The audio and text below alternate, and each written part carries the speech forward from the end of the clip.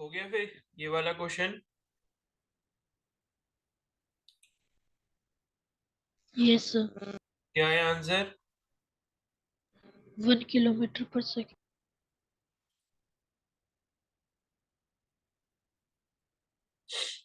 सभी का आ रहा है ये?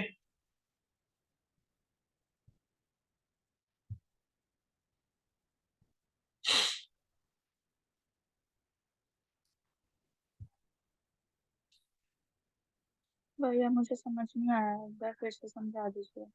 समझ नहीं आया? चलो सर तो हाँ बोलो। फिर समझा दो दोबारा। हाँ हाँ समझा रहा हूँ।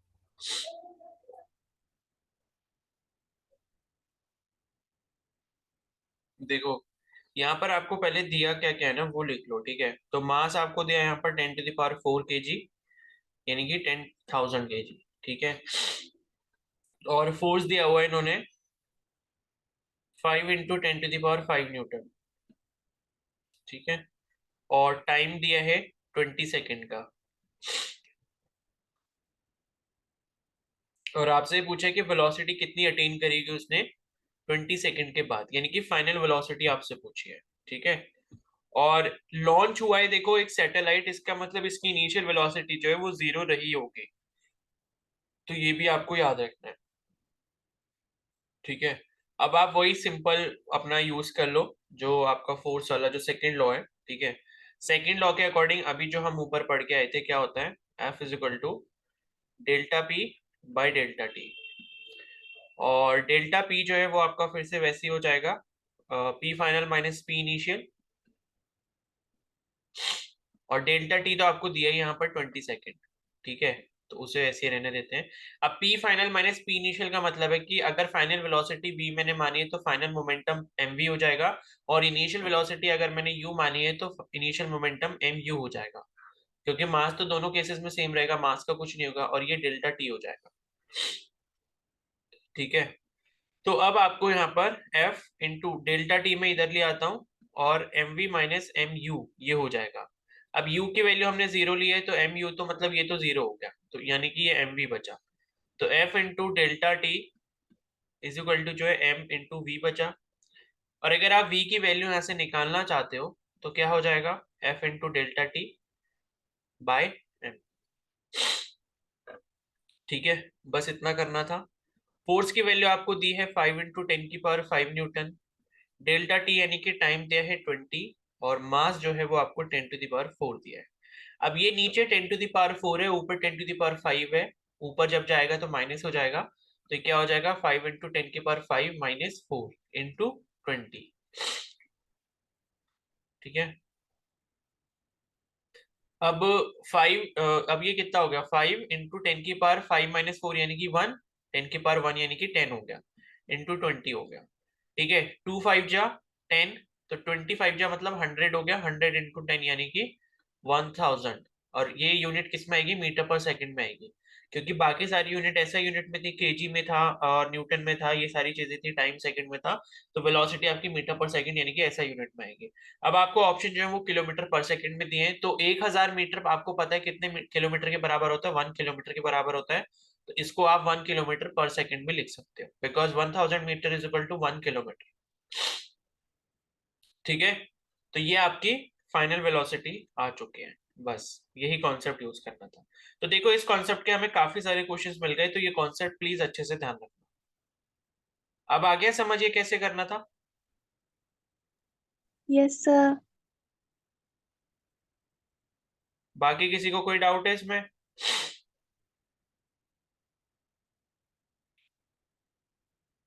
सर इसमें जो 100 है तो 10 कैसे किया मतलब?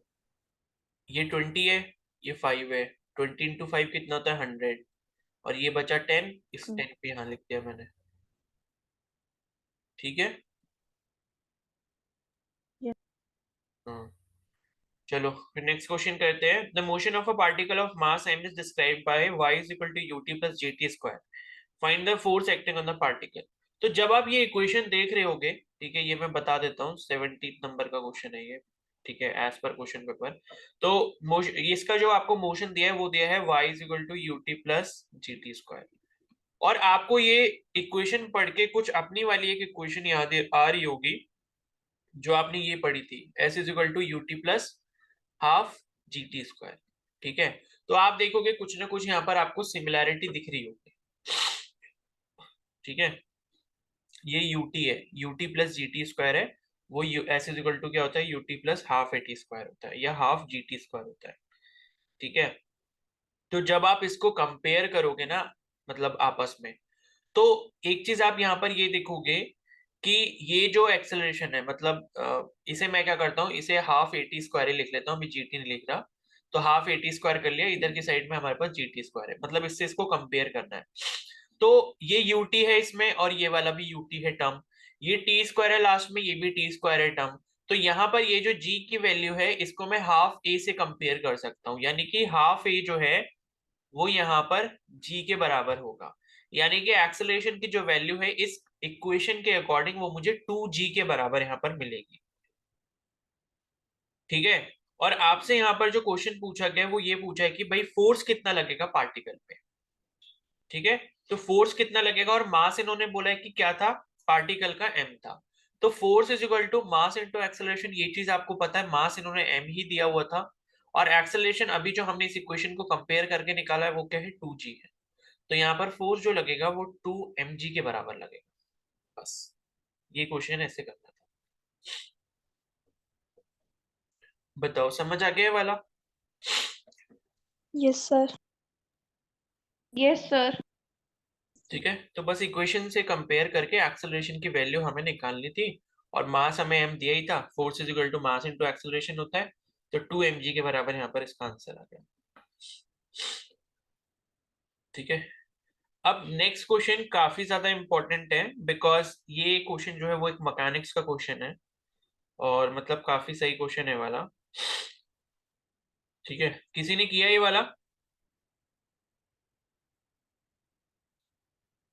जो क्वेश्चन आपका ये है कि 10 केजी का मास है, उसे रोप से लटकाया गया है 4 मीटर की, फिर रोप के मिड पॉइंट से उसे खींच देते हैं 45 डिग्री के एंगल पे, तो फोर्स कितने के बराबर होगा। ठीक है, ये क्वेश्चन से आप काफी सारे कॉन्सेप्ट और सीखने वाले हो। तो किसी ने भी नहीं किया है क्या ये वाला?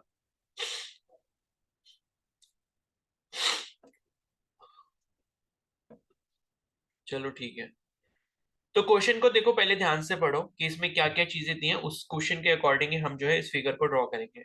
तो सबसे पहले हमें जो फिगर ड्रॉ करना है वो एज पर क्वेश्चन करना है। तो यहाँ लिखा है कि एक मास है of 10 kg suspended by a rope of length 4 metre. ठीक है, तो मैं क्या करता हूँ, यहाँ पर मैंने एक ये ऊपर मतलब वो बना लिया वॉल जहां से ये रोप को लटकाया गया है। तो मैंने एक रोप को लटकाया और यहाँ पर एक मास को, सपोज ये मास है, इस मास, ये जो मास है ये कितना है, 10 kg के बराबर है, और इसको मैंने क्या करा है, 4 मीटर की लेंथ जो रोप है उससे लटका दिया है। ठीक है, सीलिंग से। तो ये जो मतलब ये मतलब जो हम रिप्रेजेंट करते हैं ये सीलिंग ही करते हैं, मतलब ऊपर जो है बिल्कुल रिजिडली ये अटैच है।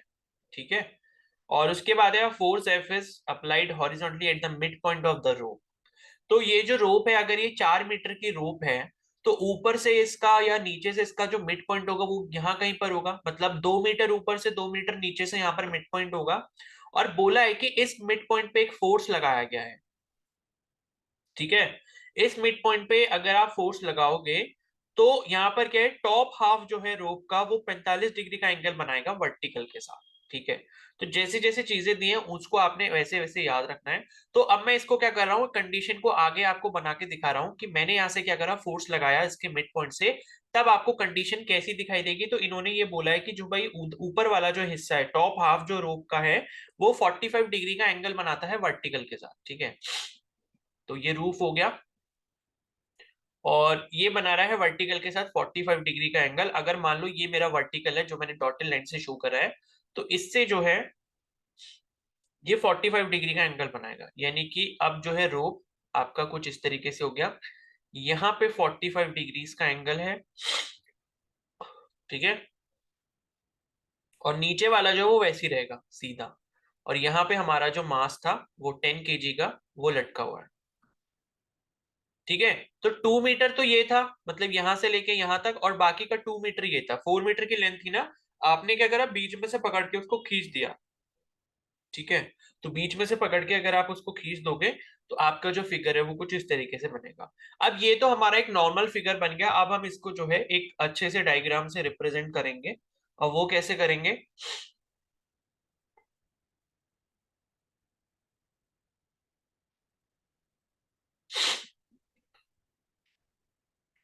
तो यहां पर ये इसका वर्टिकल हो गया,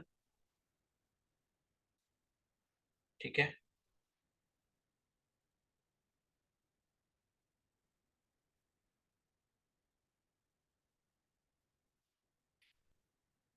ये मेरा मास जो है वो है 10 kg,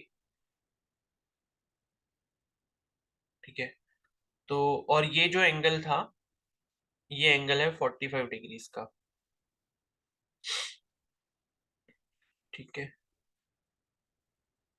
अब देखो, अब हमें करना क्या है, और आपको पता है कि ये जो फोर्स लगाया था, एक फोर्स यहां पर लगाया था एफ, इस फोर्स की वजह से ये रोप आपको कुछ इस तरीके से दिखाई दे रही थी, क्योंकि मिड पॉइंट से हमने उस रोप को पकड़ के खींच दिया था।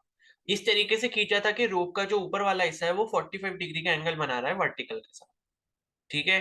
क्या सभी को इतनी चीजें यहाँ पर क्लियर है फिगर में, या किसी को कोई डाउट है इसमें? No sir. ठीक है। तो ये हमने अगर कर दिया इस तरीके से, 45 डिग्री का एंगल ये बन गया। अब आपको एक चीज ये ध्यान रखनी है कि कभी भी हम क्या करते हैं, रोप से किसी भी चीज को लटकाते हैं तो उस रोप के अंदर एक फोर्स लगती है जिसे हम टेंशन फोर्स बोलते हैं, ठीक है। टेंशन फोर्स, क्लियर है। और इसी टेंशन फोर्स की वजह से ये क्या कर रहा है, रोप जो है उसको अपने पास खींच कर रख रहा है। यानी कि टेंशन का मतलब क्या होता है, खिंचाव, ठीक है। एक आपने एक चैप्टर है 11th में ही, मैकेनिकल प्रॉपर्टीज ऑफ सॉलिड, तो वहां पे एक हम फोर्स भी पढ़ते हैं जिसे हम टेंसाइल फोर्स बोलते हैं। तो टेंसाइल फोर्स या टेंशन का मतलब ये होता है जो फोर्स आपका खींचने वाला हो। तो जब कहीं पर भी कहीं पर खिंचाव आता है तो वहां पे इस टेंशन फोर्स का जन्म होता है। अब आपने क्या करा, सीलिंग से एक रोप को अगर लटकाया है और उस रोप में 10 किलो का मास अगर आपने लटका दिया है, तो उस रोप के अंदर खिंचाव आएगा, एंड उस खिंचाव को हम क्या बोलते हैं, टेंशन फोर्स बोलते हैं, ठीक है। और ये जो टेंशन फोर्स होगा, इसकी जो डायरेक्शन होगी वो आपकी कुछ इस तरीके से होगी, इधर की तरफ। तो इधर की तरफ जो आपका यहाँ पर फोर्स लग रहा होगा वो टेंशन फोर्स लग रहा होगा, ठीक है। अभी इधर की तरफ क्यों लग रहा है ये भी समझ लो, क्योंकि यहां पर क्या है, जैसे ये फर्स्ट वाले फिगर में मैं आपको बताता हूं, तो इस वाले फिगर में जैसे आप टेंशन फोर्स देखोगे तो ये ऊपर की तरफ लग रहा है, मतलब टेंशन जो है वो ऊपर की तरफ आ रहा है। अब ये ऊपर की तरफ क्यों आ रहा है, क्योंकि भाई ये जो मास है ना, ये फोर्स आपका नीचे लगा रहा है, और कितना लगा रहा होगा, ये mg लगा रहा होगा, ठीक है।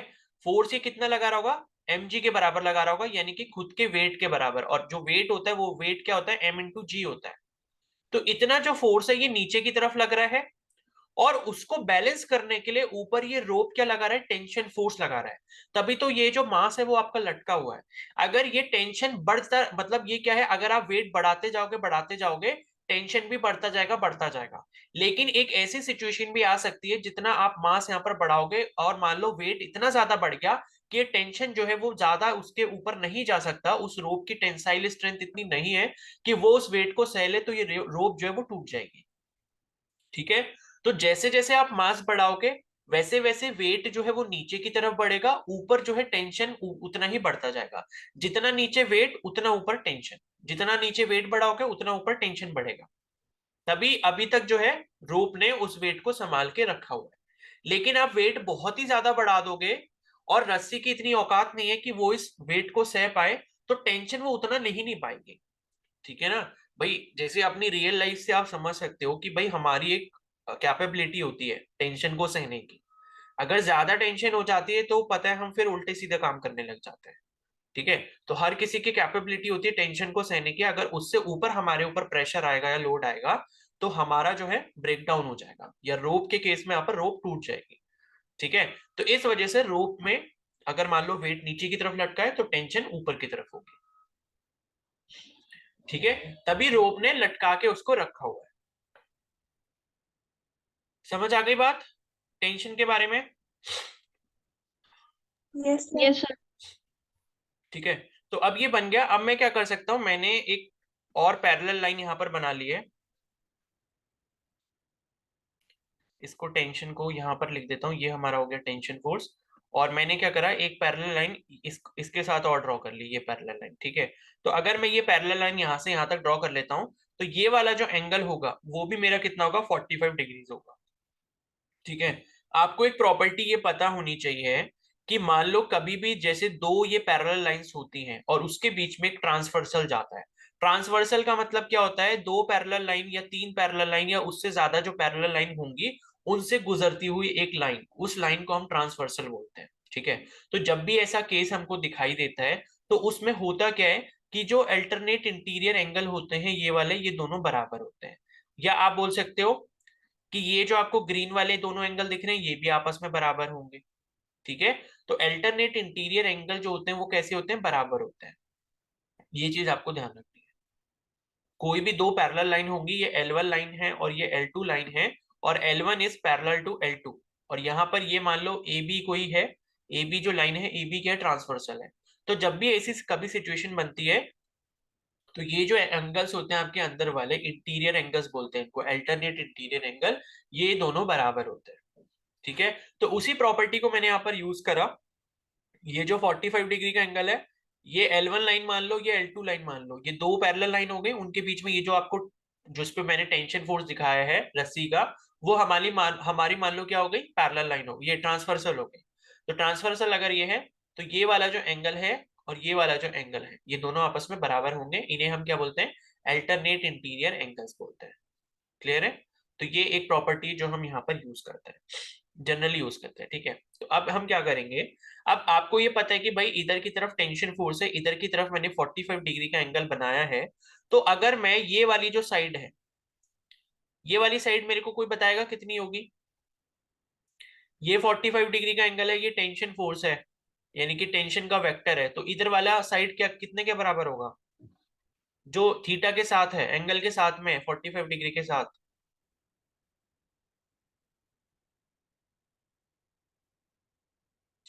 बताओ भाई, रेजोल्यूशन ऑफ फैक्टर्स नहीं पढ़ के आए हो। ई cos theta. T cos theta होगी, ठीक है। तो इधर वाली जो साइड है वो होगी टी कॉस थीटा। और अगर मैं इधर को एक इसका एक वेक्टर ड्रॉ करता हूँ, परपेंडिकुलर वेक्टर, तो ये वाला जो साइड होगी वो टी साइन थीटा होगी। अब थीटा यहाँ पर 45 डिग्री है, तो टी कॉस 45 और टी साइन 45 हो जाएगी, ठीक है। तो इस तरीके से हमने ये वेक्टर को रिजोल्व कर दिया।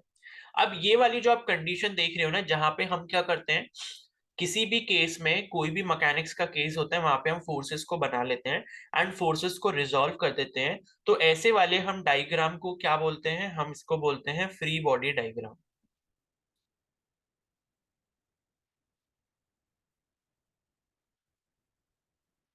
ठीक है। शॉर्ट में इसको FBD भी बोलते हैं। तो इस तरीके से आपका बनता है free body diagram. Free body diagram का मतलब है कोई भी केस आपने लिया जहां पे कुछ लोड लग रहा है, जहां पर कहीं कुछ फोर्स लग रहा है, टेंशन फोर्स आ रहा है, किसी भी टाइप का फोर्स आ रहा है, कुछ भी फोर्सेस हैं, उन फोर्सेस को हम रिजॉल्व कर लें और उनको रिप्रेजेंट कर लें अगर एक डायग्राम में, तो उस डायग्राम को हम क्या बोलते हैं, फ्री बॉडी डायग्राम बोलते हैं, ठीक है। तो हमने इस सिचुएशन का फ्री बॉडी डायग्राम बना लिया। अब हमारे लिए कैलकुलेशन करना जो है वो आसान हो गया है। सबसे पहले तो ये बात ध्यान रखो कि हमें कैलकुलेट क्या करना है, हमें ये एफ की वैल्यू कैलकुलेट करनी है, ठीक है। हमें क्या करना है, एफ की वैल्यू कैलकुलेट करनी है। अब यहां पर आपको जो क्वेश्चन था वो एक बार फिर से देख लो कि एक फोर्स लगाया गया है। तो अभी आप अगर समझोगे सिचुएशन को, तो ये जो सिचुएशन है वो अभी इक्विलिब्रियम की कंडीशन है। इक्विलिब्रियम का मतलब ये होता है कि सभी के सभी फोर्सेस यहाँ पर कैसे हैं, बैलेंस्ड है, ठीक है।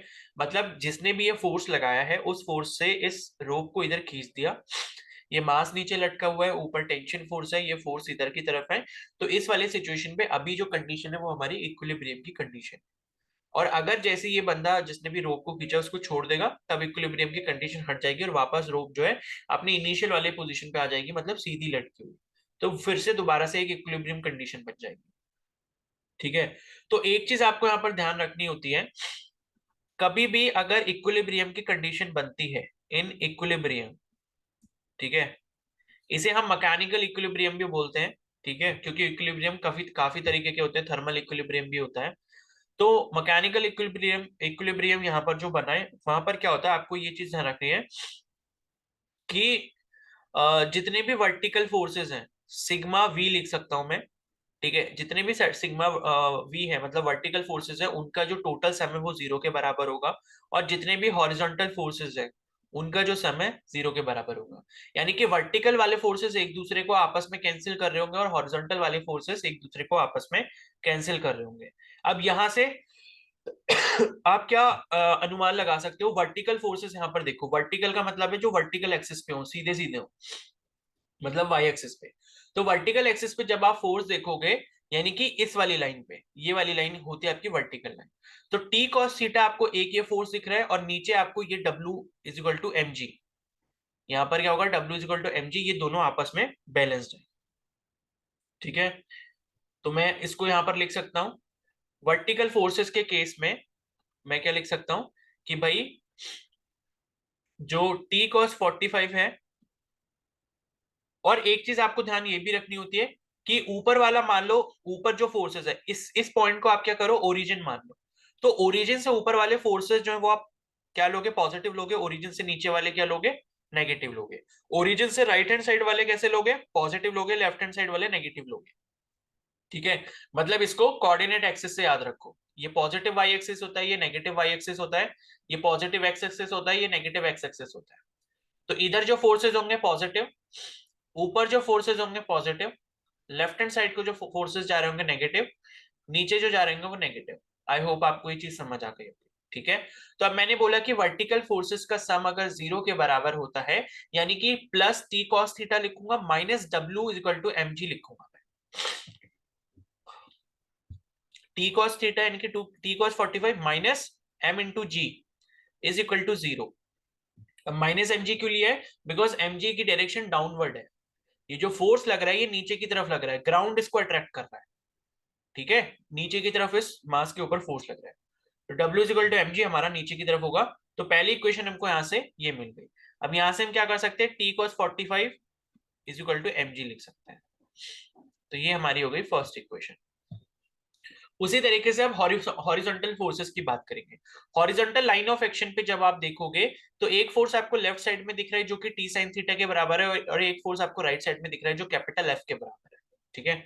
तो यहाँ पर राइट साइड वाला जो है वो हम पॉजिटिव ले लेंगे, यानी कि एफ और टी साइन थीटा जो है वो नेगेटिव, मतलब एफ जो है पॉजिटिव ले लेंगे और टी साइन थीटा नेगेटिव लेंगे, बिकॉज वो लेफ्ट साइड डायरेक्शन में है, मतलब नेगेटिव एक्स एक्सिस की तरफ है, तो ये भी आपका 0 के बराबर हो जाएगा, और F is equal to T sine theta ये आपको यहां से मिल जाएगा, यानी कि टी साइन 45 लिख देता हूं मैं, ठीक है। तो ये मिल गया। अब यहां से आपको क्या करना है, जो फर्स्ट वाली इक्वेशन थी, तो t cos 45 मतलब t into 1/√2 is equal to M G के बराबर हो गया ये, और यहां से अगर आप t की वैल्यू निकालोगे कितनी मिल जाएगी, √2 mg मिल जाएगी। अब ये जो t की वैल्यू आई है √2 mg, इसको आप इसमें सब्सटीट्यूट कर दो, तो f की वैल्यू अगर आपको निकालनी है, t की वैल्यू रख दो √2 mg इंटू साइन ऑफ 45 यानी कि 1/√2, कितना हो गया, √2 से √2 कैंसिल हो गया, और यहां पर कितना बचा आपके पास, mg बचा, ठीक है, mg बचा।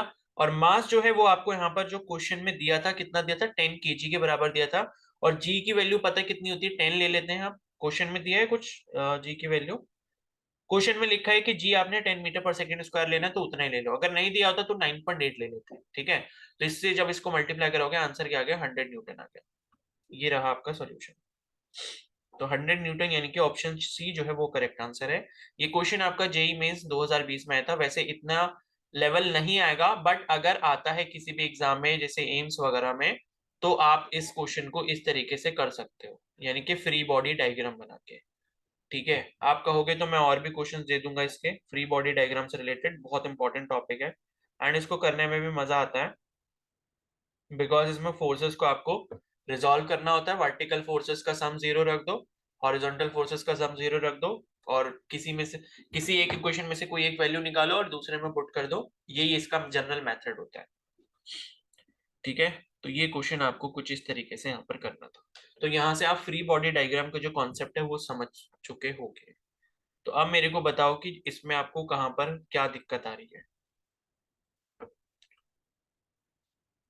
सर ये जो टी कॉस थीटा लिखा है, हम्म तो ये तो y कंपोनेंट है ना, तो हम उस पे तो y पे तो हम sin थीटा लेते हैं ना। वाई पे साइन थीटा ले देते, मैंने ऐसा तो कभी नहीं बोला। मैंने तो ये बोला है कि भाई जो थीटा के साथ आप लोगे वो टी कॉस थीटा हो जाएगा। भाई देखो, इसमें कंफ्यूज होने वाली बात नहीं है। आपके पास मान लो ये एक वेक्टर है कोई, मान लो ये आर वेक्टर है, ठीक है, और यहाँ पे आपने थीटा बना दिया, तो अब ये वाली साइड मेरी क्या हो जाएगी, आर कॉस थीटा हो जाएगी, और जो दूसरी साइड है जिसपे मैंने थीटा नहीं लिया वो मेरी आर साइन थीटा हो जाएगी। अब मैं क्या करता हूँ, इसका दूसरा केस बना देता हूँ। मैंने यहाँ पर आर वेक्टर ले लिया, और अब मैंने क्या करा, थीटा यहाँ पर बना दिया। तो अब थीटा वाली साइड पे आप यहाँ पर आर कॉस थीटा लोगे, और नीचे जो साइड है जिसपे थीटा आपने नहीं लिया वो आर साइन थीटा हो जाएगी। ठीक है, इसको मैं आपको प्रूफ करके भी दिखा देता हूं। यहाँ पे मान लो आपने ये वाला जो एंगल है वो 30 डिग्री लिया था, ठीक है, ये मान लो आपने क्या लिया था, 30 डिग्री लिया था, और आर की जो वैल्यू है वो यहाँ पर मान लो आपने 100 ले ली, ठीक है। तो ये नीचे वाली वैल्यू कितनी हो जाएगी, 100 इंटू कॉस थीटा हो जाएगी, कॉस 30, यानी कि कितना हो जाएगा, 100 इंटू 1/2 √3/2, यानी कि √3/2 हो जाएगी, यानी कि ये कितनी हो गई, 50 √3 हो गई, ठीक है। और आर साइन थीटा अगर आपको निकालना है तो ये कितना हो जाएगा, 100 इंटू साइन 30, यानी कि 100 इंटू 1/2, यानी कि ये कितना हो जाएगा, 50 न्यूटन। सपोज अगर ये फोर्स है न्यूटन में, तो ये न्यूटन न्यूटन ये आ गए, ठीक है। अब मैं क्या करता हूं, इसी सिचुएशन को यहाँ राइट साइड में जो दूसरा मैंने आपको बताया है, दूसरा रिप्रेजेंटेशन, उसमें इसको शो कर देता हूं। अब मान लो अगर ये नीचे वाला एंगल 30 डिग्री था, तो ऊपर वाला जो एंगल यहाँ पर बचेगा कितना बचेगा, 60 डिग्री के बराबर बचेगा, ठीक है। और मैंने ये बोला कि भाई थीटा वाले के साथ ही आप कॉस थीटा लेते हो, तो ये वाला मान लो अगर फिर से ये 100 है, 100 न्यूटन है, और ये मान लो नीचे का 30 डिग्री एंगल था, 30 को मैंने अभी इग्नोर कर दिया, 30 मैंने फर्स्ट केस में लिया था। अब मैं क्या कर रहा हूँ, ऊपर वाला एंगल लेना चाहता हूँ, उसके साथ में कंपोनेंट बनाऊं। तो अब ये वाली जो साइड है वो मेरी आर कॉस थीटा हो गई, आर कॉस थीटा यानी कि 100 इंटू कॉस 60, ठीक है। और कॉस 60 कितना आता है, 1/2, कितना आ गया, 50 न्यूटन आ गया। आर साइन थीटा अगर मैं लेता हूँ 100 इंटू साइन 30, यानी कि साइन 30 यानी कि साइन 60, साइन 60 कितना हो गया, √3/2, और ये मेरे को कितना मिल गया, 2 से गया 50 टाइम्स 50 √3, तो ये 50 √3 न्यूटन आ गया। तो अब आप एक चीज ये देखो कि भाई ये जो 100 न्यूटन का था, और यहाँ पे आपने कोई भी एंगल लिया, चाहे आप उधर से ले लो एंगल या नीचे से ले लो एंगल, मतलब एक्स एक्सिस के साथ ले लो या वाई एक्सिस के साथ ले लो, दोनों कंपोनेंट की वैल्यू हमेशा बराबर आएगी। Okay sir. आगे समझ, हाँ जी सर। ठीक है, दोनों कंपोनेंट की वैल्यू हमेशा बराबर आएगी। अगर ये यहाँ 30 डिग्री है तो ये ऊपर वाला 60 डिग्री भी तो होगा ना, ये भी आपको सोचना है। तो अगर ये 60 डिग्री है तो इसके साथ वाला आर कॉस थीटा यानी कि आर कॉस 60 हो जाएगा, और नीचे जो बचा है वो आर साइन 60 हो जाएगा। और अगर आपने ये 30 डिग्री के बराबर ले लिया तो इसके साथ वाला आर कॉस 30 हो जाएगा और दूसरा वाला आर साइन 30 हो जाएगा। लेकिन कंपोनेंट की वैल्यू जो है वो बराबर आएगी, किसी भी इंक्लिनेशन पे हो। मान लो आप 30 डिग्री के इंक्लिनेशन से ले रहे हो या दूसरी साइड से लेके आप 60 डिग्री पे ले रहे हो, दोनों के कंपोनेंट्स बराबर आएंगे। तो बस आपको जो रूल याद रखना है वो यही याद रखना है कि भाई हॉरिजॉन्टल वाला जो कंपोनेंट है वो लोगे आप cos थीटा, और मतलब जो थीटा के साथ है, सॉरी, जो थीटा के साथ है वो लोगे आप cos थीटा कंपोनेंट, और जो थीटा के साथ नहीं है उसको छोड़कर जो दूसरा कंपोनेंट है उसे आप लोगे sin थीटा, ठीक है। अब बताओ किसी को कोई प्रॉब्लम है इसमें फ्री बॉडी डायग्राम वाले क्वेश्चन में, कोई है ऐसा जिसको नहीं समझ आया ये?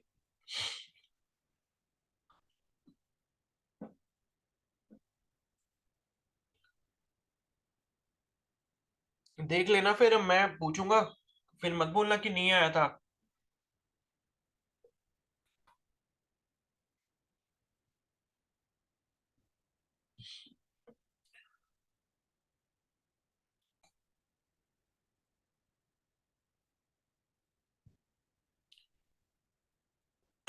ठीक है, चलो नेक्स्ट क्वेश्चन है अब। The force F acting on a particle of mass m is indicated by the force time graph shown below. The change in momentum of the particle over the time interval from 0 to 8 second is. ये किया है किसी ने?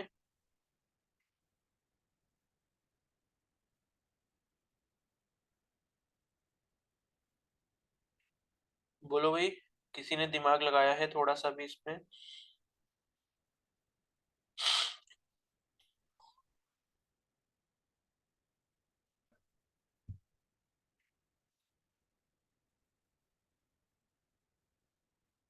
किसी ने किया है या नहीं किया है? कामिनी, तनु, निकिता? सर मुझे नहीं आया। अच्छा,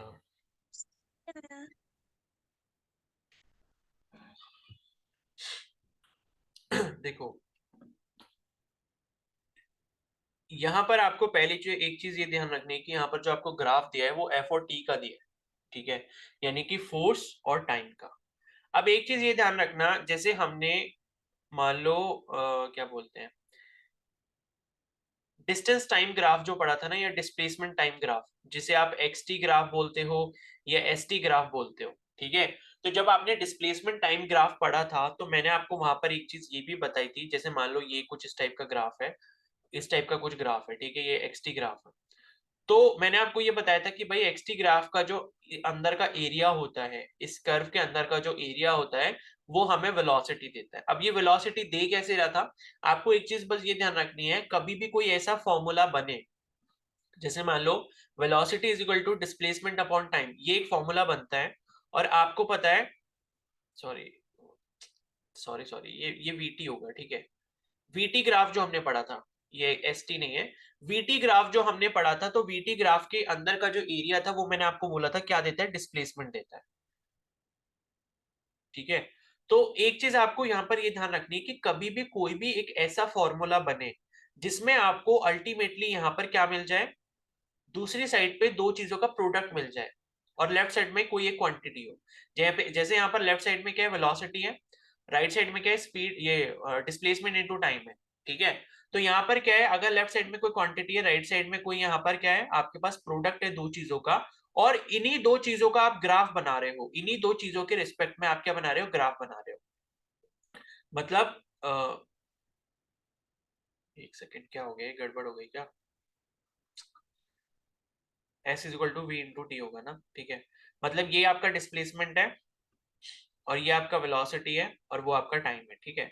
तो मैं ये कहना चाह रहा हूँ कि भाई लेफ्ट साइड में आपके पास कोई क्वांटिटी है, एंड दूसरी साइड में आपके पास दो चीजों का प्रोडक्ट होता है, और अगर आप इन दो चीजों के बीच में कोई भी क्या कर रहे हो, ग्राफ को प्लॉट कर रहे हो, तो उस ग्राफ के अंदर का जो एरिया है वो हमेशा आपको ये वाली क्वांटिटी देता है। बस ये एक सिंपल सा प्रिंसिपल है जो आप यहाँ पर ये याद रखना, ठीक है, बस इसको याद रखना। तो अब यही सेम प्रिंसिपल हम क्या करते हैं, जैसे एक और इसका एग्जांपल दे देता हूं, जैसे मान लो आपने क्या करा, आपको ये पता है कि भाई जो एक्सेलरेशन है वो change in velocity upon time होता है, यानी कि वेलोसिटी बाय टाइम होता है, और अगर आप इसको ही निकालोगे, velocity is equal to acceleration into time आएगा। तो यहां से आप एक चीज क्या पता लगा सकते हो कि आप एक्सेलरेशन और टाइम के बीच में अगर ग्राफ को प्लॉट करोगे और उस ग्राफ के अंदर का एरिया निकालोगे, तो आपको क्या मिल जाएगा, वेलोसिटी मिल जाएगा। तो बस आपको मैं बताने यही चीज चाहता हूं कि दो कोई भी क्वांटिटीज हो, उनके बीच का अगर आप ग्राफ प्लॉट कर रहे हो और फॉर्मूला में वो दोनों आपस में मल्टीप्लीकेशन में आते हैं, तो अल्टीमेटली जब आप उस ग्राफ के अंदर का एरिया कैलकुलेट करोगे तो वो आपको वही वाली क्वांटिटी देगा जिसके बराबर उन दोनों का प्रोडक्ट होता है, ठीक है। तो इसी सेम प्रिंसिपल को हम इस वाले क्वेश्चन में यूज करेंगे। आपको यहां पर क्या दिया है, फोर्स टाइम ग्राफ दिया है, फोर्स टाइम ग्राफ, यानी कि फोर्स वाली क्वांटिटी और टाइम वाली क्वांटिटी के बीच में आपको यहां पर ग्राफ दिया गया, ठीक है। फोर्स वाली क्वांटिटी और टाइम वाली क्वांटिटी के बीच में आपको ग्राफ दिया गया है, और आपसे पूछा है कि डेल्टा पी कितना होगा, यानी कि चेंज इन मोमेंटम कितना होगा इस पूरे टाइम इंटरवल में जितने में ये ग्राफ बना हुआ है, ठीक है। अब यहां से आपको ये तीन क्वांटिटीज मिल रही है, फोर्स मिल रहा है, टाइम मिल रहा है, और ये डेल्टा पी मिल रहा है। तो आपने कल ही एक रिलेशन पढ़ा है सेकंड लॉ ऑफ मोशन में, क्या होता है, F is equal to delta P by delta T, ऐसा कुछ होता है, ठीक है। और यहां से अगर आप डेल्टा पी की वैल्यू निकालोगे तो क्या मिलेगा, एफ इंटू डेल्टा टी मिलेगा, ठीक है। तो अब आपको यहां पर देखो, जो आपको ग्राफ दिया है वो फोर्स और टाइम इन दोनों के बीच में दिया हुआ है, डेल्टा टी यानी कि जीरो से लेके जो 8 सेकंड तक का टाइम दिया है वही आपका डेल्टा टी। तो फोर्स और टाइम के बीच में आपको यहां पर जो है क्या दिया गया, ग्राफ दिया गया।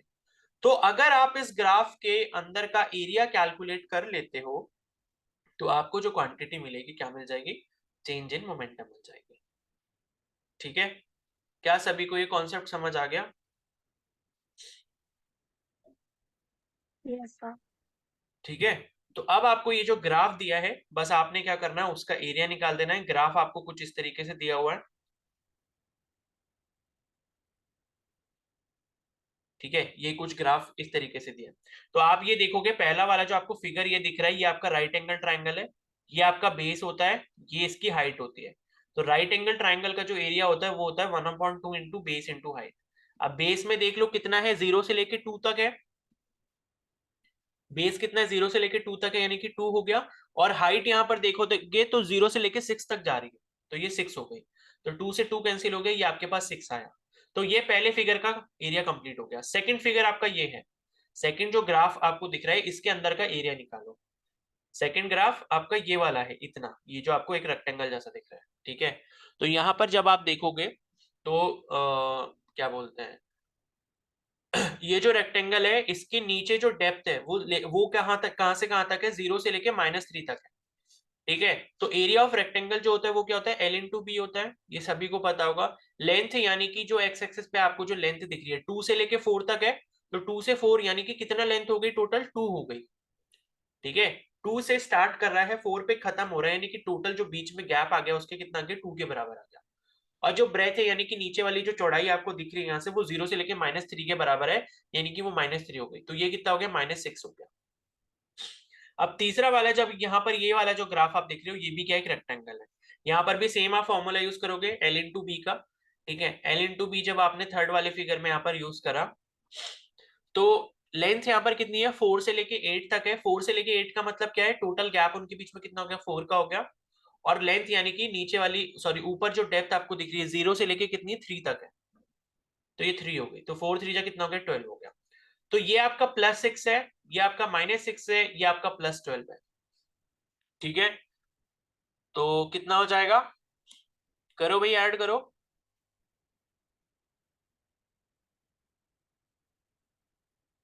फिर 12। 12 हो जाएगा। ठीक है, तो बस वही आंसर है।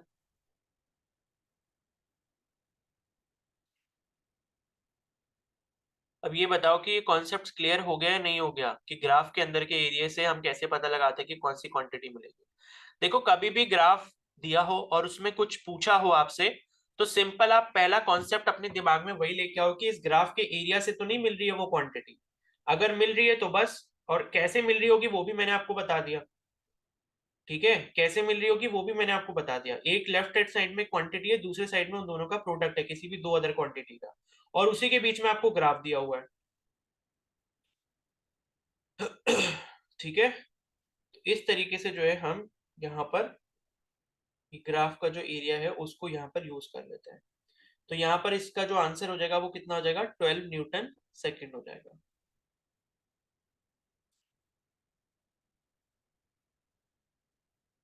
ठीक है, अब मुझे क्या लग रहा है ना, एक डाउट लग रहा है। ठीक है, वो डाउट ये है कि अभी हमने पीछे क्वेश्चन में मोमेंटम की यूनिट न्यूटन पर सेकंड पढ़ी थी, यहाँ पे न्यूटन सेकंड पढ़ी थी। ठीक है, तो चलो ये मैं कल बताऊंगा आपको कि क्या सही है। तो आज टेस्ट है इवनिंग में, सब रेडी रहना, 5:30 पे टेस्ट होगा, तब तक रिवीजन कर लो।